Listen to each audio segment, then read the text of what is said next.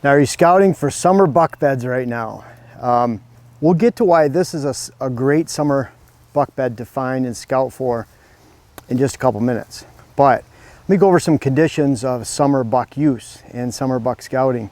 Summer bucks typically bed and feed and travel and live their daily lives in a completely different location than where they reside in the fall, and there's a few reasons for that, and I talked about that over and over again.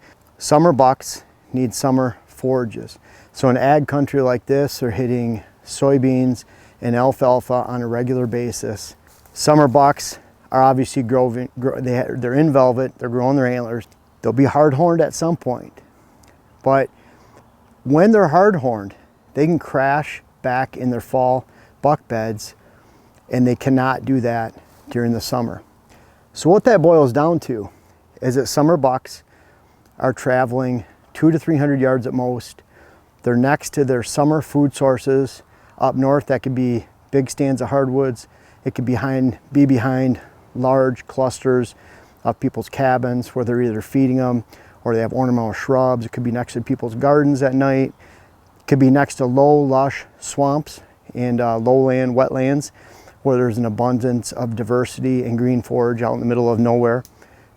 But 90% of the time or more, they're not going to be bedding in the summer where they're bedding at in the fall.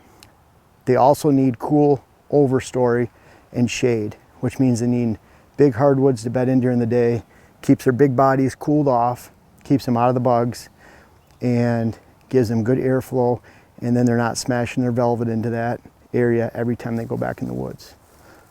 This is the perfect summer buck bed to find because it's a fall buck bed. We actually cleared out this little area for illustration, but we have rubs in every direction. This is located next to fall food, which is food plots that are about 250 yards down over here, 200 yards. This is behind where does bed, which are 150 to 200 yards down below. This is an area with high stem count. Doesn't matter if it's prickly ash, hardwood regeneration, grasses, shrubs, whatever kind of fall and winter cover and high stem count that bucks prefer. This is next to fall food. This is in fall cover. And this buck bed should be vacant all summer long. We could spend as much time as we want in here until around Labor Day, until hardhorn, and we're probably not going to spook that buck that's in here in any way. And if we happen to spook them in here in August, so what? Bucks have a 3 to 4 week window of forgiveness, which is a certain period of time that hunters hardly ever give them during the hunting season, including myself, because I'm hunting the property all the time. So if you spook this buck, if he did come back to his fall buck bed, he was pushed out of his summer grounds for whatever reason, came back in here because he's familiar with it, and this is his spot, then he might only be here for a few days. If you happen to spook him, who cares? He'll be back. So what you do during the summer months, the scouting that you do, make sure you're looking for the right buck bed. If it's being currently used right now, there's big pellets in it, big tracks. It's behind does and fawns, behind that edge of that first layer of cover next to summer food sources. Yeah, it might be a buck. You can show some cool pictures online. You might even be able to put a camera on it and see that a buck comes in it.